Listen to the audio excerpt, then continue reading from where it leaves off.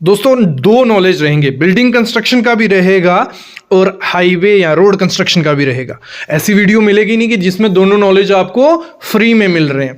बताऊंगा क्या मैं आपको। सबसे पहले लेआउट, जो मोस्ट इंपॉर्टेंट चीज़ है किसी भी सिविल इंजीनियर को साइट पे जाके जो सबसे पहला काम करना पड़ता है लेआउट का करना पड़ता है। जहां आप घर की कंस्ट्रक्शन करवा रहे हो लेआउट करना पड़ता है, तो उसमें लेआउट किस तरीके से किया जाता है, घर की कंस्ट्रक्शन का बेसिकली बोलूंगा। इससे आप सीख जाओगे कि कैसे मोस्टली लेआउट होता है। फिर मैं दूसरी चीज़ बताने वाला हूं, जो हम रोड की कंस्ट्रक्शन करते हैं उसमें बिटुमिन पड़ता है, टार पड़ता है, उसकी क्वांटिटी कैसे निकलेगी, रोड के बारे में थोड़ा बहुत चीज़ें बताने वाला हूं। और ये दोनों चीज़ें आप प्रैक्टिकली और थियोरेटिकली रिलेट कर सकोगे और इजीली समझ जाओगे। कोई इसमें दिक्कत आपको नहीं आने वाली है। मैं थियोरेटिकली आपको पूरा लिख के बताने वाला हूं, तो मेरे ख्याल में आपके लिए बहुत ज़्यादा इंपॉर्टेंट वीडियो है। पहले हम बात करेंगे लेआउट के बारे में। लेआउट में आपको सिखा दूंगा लेआउट कैसे करना है, क्या क्या चीज़ें रहती हैं। बेसिक रहेगा आपका, एडवांस वीडियो आएगी फिर मैं सिखाऊंगा, क्या सिखाऊंगा आपको, रोड के बारे में आपको बताऊंगा, क्वांटिटी कैलकुलेशन के बारे में आपको बताऊंगा।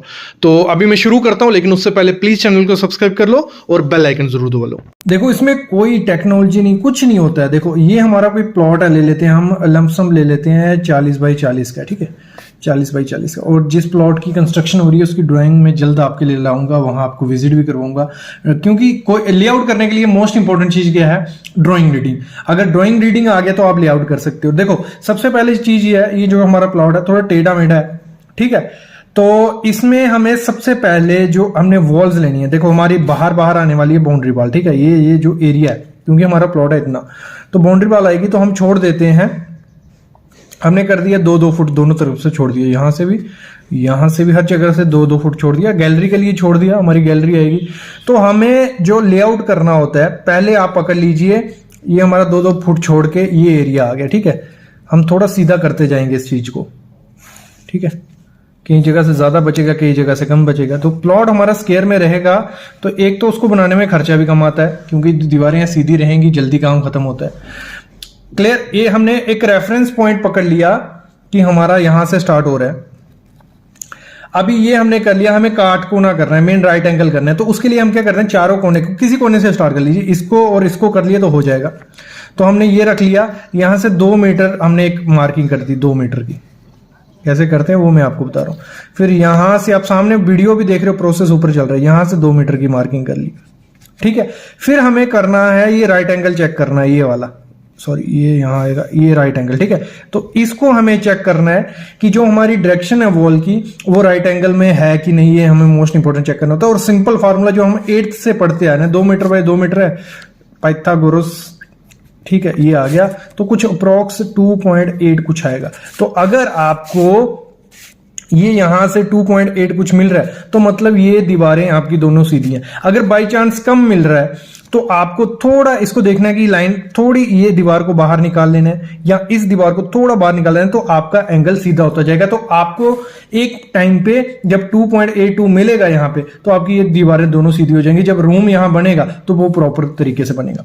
फिर आप भले चारों कोने पे भी चेक कर लीजिए, कोई दिक्कत नहीं है। ये लाइन सीधी हो गई, फिर हम इसका राइट एंगल ले लेते हैं, ये भी 2 मीटर ले लीजिए, ये भी 2 मीटर ले लीजिए और इसका चेक कर लीजिए, फिर इधर से कर लीजिए। तो चारों कोने हमारे लेआउट में फिक्स हो गए। जब ये फिक्स हो जाते हैं, जब मैं इधर बनाता हूं दोबारा से, ये हमारे फिक्स हो गए, ठीक है, ये हमारे फिक्स हो गए जी। अभी ड्राइंग हमें कहती है कि यहां से शुरू करिए, ठीक है। यहां से शुरू करते हैं तो वो कहता है कि यहां हमारा रूम आएगा 12 बाई 12 का। तो हम मतलब फिट में, ठीक है। तो हम यहां चले गए 12 फीट, तो यहां हमने मार्किंग कर दी, ठीक है। इस पॉइंट से टेप पकड़ी, यहां मार्किंग कर दी। फिर यहां से बोलता है कि 4 फुट पे बाथरूम आएगा, तो 4 फुट पे मार्किंग कर दी। फिर वैसे यहां बोलते हैं कि यहां 10 फुट पे किचन आएगी, तो 10 फुट मार्किंग कर ली, ठीक है, बाहर की मार्किंग कर ली। फिर यहां से बोलते हैं कि 12 फुट पे रूम आएगा, तो वहां कर ली। फिर ऐसे यहाँ 3 फीट का हमें रूम गेट छोड़ना है, तो वो छोड़ दिया, ये जगह जो बची। तो ऐसे ऐसे करते करते, ठीक है, हमने चारों तरफ मार्किंग कर लेनी है। क्लियर। फिर उसके बाद क्या करना है, आपको इसको मिला देना है, सिंपल, मतलब चुनने से, ठीक है। और इस तरीके से हमारा लेआउट हो जाता है। मतलब फुल प्रोसेस क्या होता है, कोई भी आप पहले तो आपको उस चीज का राइट एंगल कर लेना है। राइट एंगल नहीं भी करना है, कई जगह क्या होता है कि पूरा आपको उठाना पड़ता है, बाउंड्री वॉल नहीं होती है, तो उस दौरान जो आपके कॉर्नर्स वगैरह होंगे, बाथरूम वगैरह किसी में निकाल लीजिए।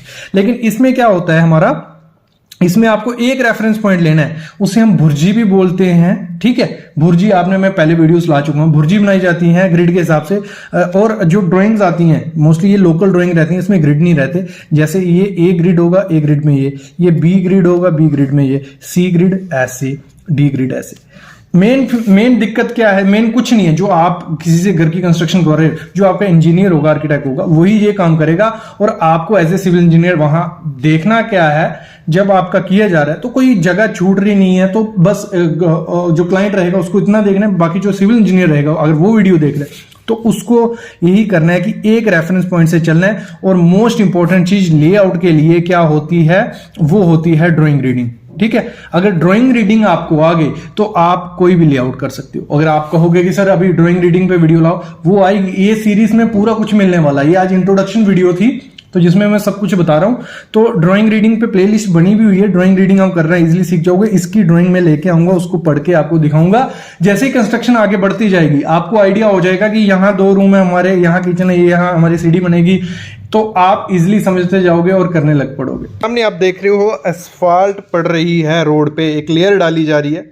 न्यू रोड की कंस्ट्रक्शन नहीं है, लेकिन उस पे पुराना रोड है जो, उस पे एस्फाल्ट की एक लेयर डाली जा रही है। एस्फाल्ट क्या होगी? सामने देख रहे हो मिक्सचर होता है, एग्रीगेट, उसमें थोड़ी बहुत सैंड होती है, बिटुमिन होती है। और काफ़ी लोगों को इंटरव्यू में पूछा जाता है कि बिटुमिन और एस्फाल्ट में क्या डिफरेंस है। तो एस्फाल्ट होती है जो सामने आप देख रहे हो, जो पड़ रही है, और बिटुमिन क्या है, एक लिक्विड फॉर्म है, वो अलग टॉपिक है। आपको कोई बोले कि एस्फाल्ट की क्वांटिटी निकालिए जी, कितनी एस्फाल्ट, कितने टन हमें लगेगी, तो वो आज मैं आपको बताने वाला हूँ। और उसका रेट एनालिसिस कैसे करते हैं, मतलब आपको पता चल गया कि कोई 4 किलोमीटर रोड है और 6 मीटर चौड़ा है, उसकी थिकनेस कोई 150 mm दोबारा लेयर डाली जा रही है, तो कितनी टन हमारी लगेगी और रेट लगभग अप्रॉक्स कितना पड़ेगा। तो सिंपल सा हिसाब है, कुछ ज़्यादा नहीं है। और इसको देखो और अच्छे से आप कर सकते हो। IS कोड जो 3342/2002 है ना, उसको पढ़ लेना, वो काफ़ी काम आएगा इस चीज़ के बारे में जानने में आपको। तो उसको भी पढ़ लो, नोट कर लो 334220। तो एक एग्जांपल ले ली, जो रोड सामने आपने देखा था स्टार्टिंग की वीडियो में देखा, वो 3.5 मीटर उसकी विड्थ थी और लेंथ उसकी 2 किलोमीटर थी। 2 किलोमीटर में वो एस्फाल्ट डाली जा रही थी, और उसकी जो थिकनेस उसके ऊपर डाली जा रही थी 140 mm की थिकनेस थी, वो पकड़ के चल रहे थे। तो ये हमें मिल गया, इतना हमें आइडिया, आपको एरिया मिल जाना चाहिए, फिर आप आगे निकाल लोगे। अभी 2 किलोमीटर वो लंबी थी, तो जो भी हमें वैल्यू चाहिए वो सब मीटर में चाहिए। ठीक है, रोड 2 किलोमीटर लंबा है, उसको मीटर में कन्वर्ट कर लेते हैं। 2 किलोमीटर को हम 1000 से मल्टीप्लाई करेंगे तो हमें मीटर में मिल जाती है वैल्यू। ठीक है, 1 किलोमीटर 1000 मीटर होता है। 2 × 1000 करेंगे, 2000 मीटर हमारा लंबा रोड है। और ये 3.5 मीटर ही है, अगर ये फुट में होगी या किसी दूसरे में, या कन्वर्ट कर लेना, 3.5 मीटर आ गई हमारी। और उसकी जो थिकनेस थी वो 140 mm है, उसको मीटर में कन्वर्ट कर लेंगे तो डिवाइड कर लिया, 0.14 मीटर हमारा ये आ गया। क्लियर? इतना क्लियर हो गया ना? इस हिसाब से हम इसको और कन्वर्जन बहुत इंपॉर्टेंट होती है कैलकुलेशंस के लिए। ठीक है, अभी आगे बढ़ते हैं। वॉल्यूम ऑफ एस्फाल्ट, हमें क्या निकालना है? वॉल्यूम निकालना है, सबसे पहला प्रोसेस। उसका फॉर्मूला होता है length into breadth into height. Clear? Length हमारी थी 2000 निकली थी, हमने इसको मीटर में कन्वर्ट कर लिया था, 2000 आ गया। फिर हमारी जो विड्थ थी 3.5 मीटर थी, ये हमारी एज इट इज है, ये आ गया। फिर हमारी जो उसकी हाइट थी, थिकनेस जो हमने डाली 140 mm, वो पकड़ ली, तो ये आ गया 0.14। तो हमारा टोटल वॉल्यूम निकल आया। वॉल्यूम निकल आ गया तो काम आधा खत्म हो गया। 980 m³ हमें कंपैक्टेड क्या चाहिए? बिटुमिन चाहिए, एस्फाल्ट चाहिए, कंपैक्टेड है। ठीक है, तो ये क्लियर हो गया।